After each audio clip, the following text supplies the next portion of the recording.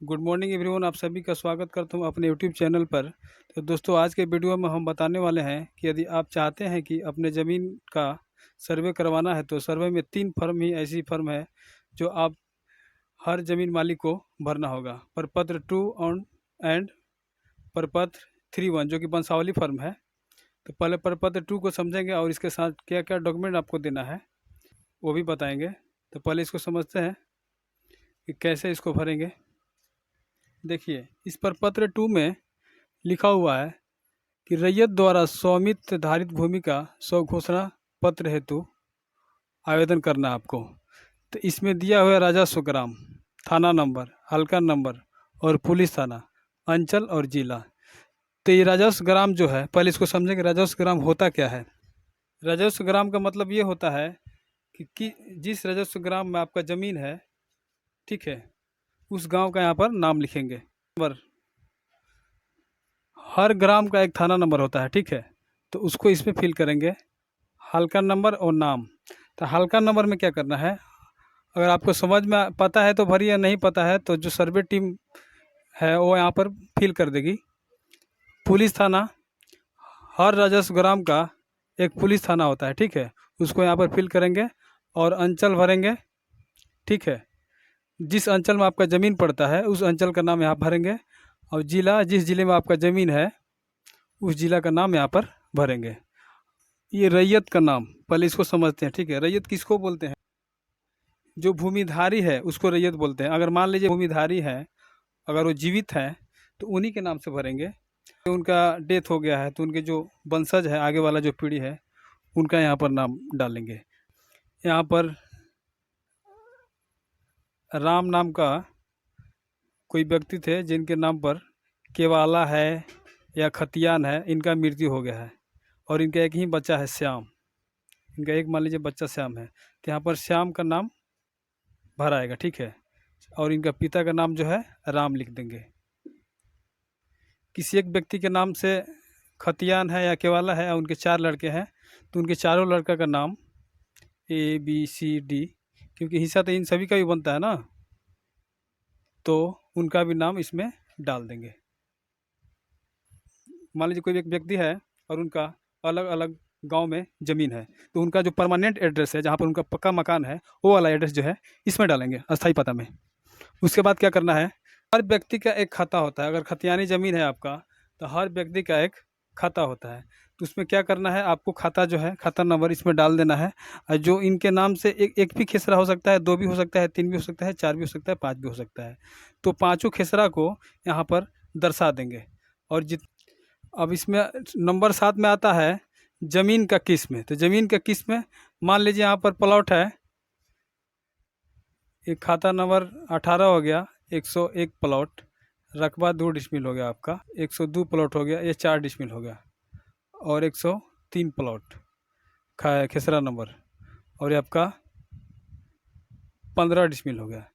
तो इसमें आपको ज़मीन का जो किस्म है 2 डिसमिल है आपका, ये 101। तो ये अगर ये है तो आवासीय मकान में लिख सकते हैं या मकान लिख सकते हैं, ठीक है। अगर ये 4 डिसमिल है, अगर ये आपका कृषि का है तो कृषि लिख सकते हैं। ये 15 डिसमिल, अगर आपको इसमें धान रोपते हैं तो धनहर लिख सकते हैं। अगर पोखरा है इसमें तो पोखर लिख सकते हैं। अगर तालाब खनवाए हैं तो तालाब लिख सकते हैं। तो जिस टाइप का, जिस किस्म का आपका ज़मीन है, ये जिस किस्म का आपका ये ज़मीन है, यानी जो खेसरा नंबर जहाँ पर आप मान लीजिए 103 है, इसमें पोखरा खनवा दिए तो आप लिख सकते हैं इसके सामने पोखर। या फिर 102 नंबर है, इसमें मान लीजिए इसमें आपका मकान है तो मकान में सहन लिख सकते हैं या फिर मकान लिख सकते हैं। अगर इसमें आप धान वगैरह उपजाते हैं तो कृषि भी लिख सकते हैं, धनहर भी लिख सकते हैं, ठीक है। अब बात करते हैं लगान। ऑफलाइन आपके पास लगान है या ऑनलाइन लगान है, तो उसमें सालाना लगान जो है लिखा रहता है, आप उस पर से देखकर इस पर चढ़ा सकते हैं। हर रैयत का एक जमाबंदी संख्या होता है, ठीक है। तो आपके पास अगर ओल्ड वाला रसीद होगा तो उस पर भी जमाबंदी संख्या लिखा होगा, या फिर करेंट रसीद आप कराए होंगे उसमें भी आपका जमाबंदी जो है होगा, तो उस पर से आप जमाबंदी संख्या इसमें लिख सकते हैं। यही जो ज़मीन है, अगर आपका खतियानी है, मान लीजिए बाबा दादा के नाम से है और आपके नाम पर बंटवारा में मिल गया है, तो आप उसको क्या करेंगे, खतियानी भूमि लिख सकते हैं या उत्तराधिकारी भूमि लिख सकते हैं, क्योंकि आपके जो बाबा दादा हैं उन्हीं के नाम से कट के आपके जो है हिस्से में मिला है, तो आप लिख सकते हैं खतियानी। तो केवाला है तो आप उसको क्रय से प्राप्त भूमि लिख सकते हैं या केवाला से प्राप्त भूमि लिख सकते हैं। इसमें भूमि पर दावा का आधार जो है, इसमें आपको यही करना है। हर गांव में कोई भूमिहीन किसान होता है या कोई व्यक्ति होता है, मान लीजिए उनको कोई सरकारी ज़मीन जो है, उनको जो भूमिहीन उनको मिला है, तो उनको एक सरकार जो है बंदोबस्त पर्चा पर्चा देती है, ठीक है। तो उसको आप लिख सकते हैं बंदोबस्त पर्चा से प्राप्त भूमि, ठीक है। अब बात करते हैं नंबर 11 नंबर कलम का। तो इसमें युक्ति अगर कोई हो, 103 नंबर प्लॉट है, ठीक है। इस पे अगर कोई मान लीजिए मुकदमा या केस चल रहा है, तो उस मुकदमे का नंबर आप डाल सकते हैं, या और करंट पोजीशन डाल सकते हैं, स्थिति मतलब वो मुकदमा के करंट जो है स्थिति क्या है आप इसमें दर्ज कर सकते हैं। अगर अभियुक्ति कोई हो तो, और नहीं हो तो आपको नहीं भरना है, ठीक है। इससे क्या होगा, सर्वे टीम को पता चलेगा कि ये जो ज़मीन है 103 नंबर किस स्थिति में पहुंची हुई है। तो सर्वे का काम है, सर्वे जो अधिकारी है उनका काम है जांच पड़ताल करना। आपका काम है इस फॉर्म को अच्छी तरह से जांच ले, अपने जो खतियान है उसको अच्छी तरह से वेरीफाई करके ही भर के सर्वे टीम को आपको जमा करना होगा। तो आइए अब इसको सीखते हैं कैसे फिल करें। नासरीगंज अंचल का ले लेते हैं। इसमें क्या करना है, मान लीजिए दारे खाप मौजा में एक गाँव है, करेंगे दारे खाप, और दारे खाप का देख लेंगे अपना जो खतियान है या रसीद उस पर लिखा रहता है थाना नंबर। तो दारे खाप का थाना नंबर जो है 23 है, तो यहाँ क्या भरेंगे 23। और हल्का और नाम अगर आपको पता है तो भर दीजिए, नहीं है तो जो सर्वे टीम है जहाँ पर शिविर लगा हुआ है वहाँ पूछ सकते हैं कि दारे खाप मौजा का जो हल्का नंबर है वो कितना है, वो भर देंगे अपने लिस्ट के अनुसार, ठीक है। पुलिस थाना कहाँ पर है, तो नासरीगंज आप लिख सकते हैं, नासरीगंज। अंचल कहाँ है, तो नासरीगंज है।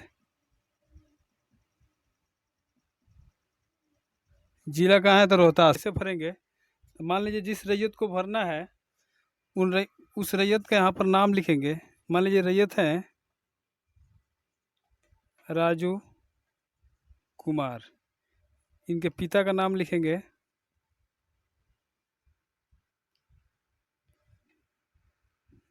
श्याम,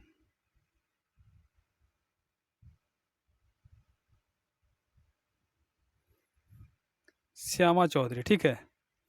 अब क्या करना है, अब इस राजू का क्या करना है, ये जो रैयत है राजू कुमार का अस्थाई पता डालना है इसमें आपको। तो मान लीजिए इसका गांव का नाम लिखेंगे, यहाँ पर लिखेंगे ग्राम। तो मान लीजिए दारे खाप है, तो दारे खाप लिखेंगे, इनका पोस्ट लिखेंगे परसिया, इनका थाना लिखेंगे नासरीगंज, फिर इनका ज़िला लिखेंगे रोहतास। यहाँ पिन कोड डालेंगे, पिन कोड 821310, ठीक है। अब क्या करना है, कॉलम नंबर 3 में खाता डालना है। तो हर खतियान में आप देखिएगा या फिर केवाला होगा तो उसमें खाता नंबर खेसरा नंबर दर्शाया रहता है, ठीक है। तो आप यहाँ पर लिख सकते हैं, मान लीजिए 18 खाता है तो 18 डालेंगे। खेसरा मान लीजिए 101 है, 1 डालेंगे। रकबा कितना है 15 डिसमिल, तो लिखेंगे 15 डिसमिल। एकड़ में नहीं है तो एकड़ नहीं लिखेंगे। अब इसका दिशा फिक्स करेंगे, उत्तर, दक्षिण, पूरब, पश्चिम। उत्तर में मान लीजिए रामजी चौधरी है तो इनका नाम डालेंगे। दक्षिण में सरोज डालेंगे, अगर सरोज है तो सरोज डालेंगे। पूरब में मान लीजिए मनोज है तो मनोज चौधरी डालेंगे। पश्चिम मान लीजिए अशोक है तो अशोक डालेंगे, जो भी है, अशोक पटेल है तो पटेल डालेंगे। तो इससे क्या होता है कि चौहद्दी जो है आपका इस ज़मीन का, इस प्लॉट का चौहद्दी जो है फिक्स हो जाता है। तो आपको इस सर्वे में क्या करना है, चौहद्दी जो है, अगर मान लीजिए पहले पहले जो है 10 वर्ष पहले मान लीजिए इस प्लॉट का चौहद्दी मान लीजिए रामजी चौधरी है। अब क्या हुआ है कि ये रामजी चौधरी जो है मान लीजिए ये अपने हिस्सा को यहाँ से बेच चुके हैं। तो इनके स्थान पर, ये तो आप सभी को पता है कि दूसरा कोई बदल गया होगा। तो अगर आपको पता है तो यहाँ लिख सकते हैं उनके नाम पर दूसरे व्यक्ति के नाम जो खरीदे हैं। अब ज़मीन का किस में, अब मान लीजिए ये खाता नंबर 101 जो है 15 डिसमिल का है, सॉरी, खेसरा नंबर 101 जो है 15 डिसमिल है। अब किस टाइप का ये ज़मीन है, अगर आप मान लीजिए इसमें आपका मकान है तो मकान लिख सकते हैं। अगर आप मान लीजिए इसमें धान बोते हैं या धान का रोपाई करते हैं तो आप धनहर लिख सकते हैं। क्या लिखेंगे, धनहर। अगर इसमें मान लीजिए पोखर खनवाए हैं तो पोखर लिख सकते हैं, तालाब खनवाए हैं तो तालाब लिख सकते हैं। मतलब जिस टाइप का इस ज़मीन का आप यूज़ कर रहे हैं उस कंडीशन के यहाँ पर आपको डालना होगा। इसमें अब क्या करना है कि ये जो रैयत हैं राजू जी, अब इनका क्या करना है कि इनका लगान कटता होगा, जो इनका जो सालाना, अब इनका रसीद पर आप देख सकते हैं कि सालाना लगान कटता होगा। मान लीजिए 10 रुपये कटता है सालाना लगान, तो 10 रुपया लिख सकते हैं। अगर मान लीजिए 20 रुपया कटता है तो 20 रुपया लिख सकते हैं। जो रसीद पर लगान दिया होगा आप उसको भर सकते हैं, ठीक है। तो वैसे आप देखकर जमाबंदी संख्या मान लीजिए इनका 158 है तो आप 158 भर सकते हैं। अब पहुंचते हैं कलम नंबर 10 में। इसमें क्या करना है, अगर ये ज़मीन जो है मान लीजिए इनके दादे परदादे का है, अगर ये खतियानी है तो खतियानी लिखेंगे। अगर ये क्रय किए हैं तो क्रय से प्राप्त भूमि लिखेंगे, ठीक है, या केवाला से प्राप्त भूमि लिख सकते हैं। अगर खतियानी है तो आप खतियानी भूमि लिख सकते हैं या उत्तराधिकारी भूमि लिख सकते हैं। अगर आपके पास केवाला है तो क्रय से प्राप्त भूमि या केवाला से प्राप्त भूमि लिख सकते हैं को। अगर मान लीजिए इनका गांव दारे खाप है तो दारे खाप भरेंगे। इनका मोबाइल नंबर डाल देंगे 62 10 22 38 58 2 4 6 2 8 10 डिजिट हो गया। उसके बाद आधार नंबर यहाँ पर भरना है। किन का, इनका, ये राजू कुमार जी का आधार नंबर यहाँ पर डालना है, ठीक है। और इनका मोबाइल नंबर डालना होगा राजू जी का। इसमें जिस डेट को आप जमा कर रहे हैं उस जिस दिन आप जमा कर रहे हैं सर्वे टीम को शिविर में जाकर, या फिर जहाँ पर ऑफिस सर्वे टीम का है वहाँ पर अगर जमा करना है तो आप डेट डाल दीजिएगा। उसके बाद यहाँ पर साइन कर दीजिएगा। किन का, जो रैयत है यहाँ पर किन का साइन होगा, रैयत का, ये राजू कुमार जी का साइन होगा, ठीक है। तो यहाँ पर वो साइन कर देंगे और इस फॉर्म को क्या करेंगे, जहाँ सर्वे टीम का ऑफिस है या कार्यालय है वहाँ जाएंगे और अपना जमा कर लेंगे। तो मैं आशा करता हूँ कि इस वीडियो से प्रपत्र 2 जो है आप सभी को समझ में आ चुका होगा, आप लोग भर सकते हैं। तो अगर आप स्क्रीनशॉट लेना चाहते हैं तो ले सकते हैं। तब तक के लिए मिलते हैं अगले वीडियो में अगले टॉपिक के साथ। अगर वीडियो अच्छा लगा हो तो लाइक शेयर सब्सक्राइब जरूर कीजिएगा।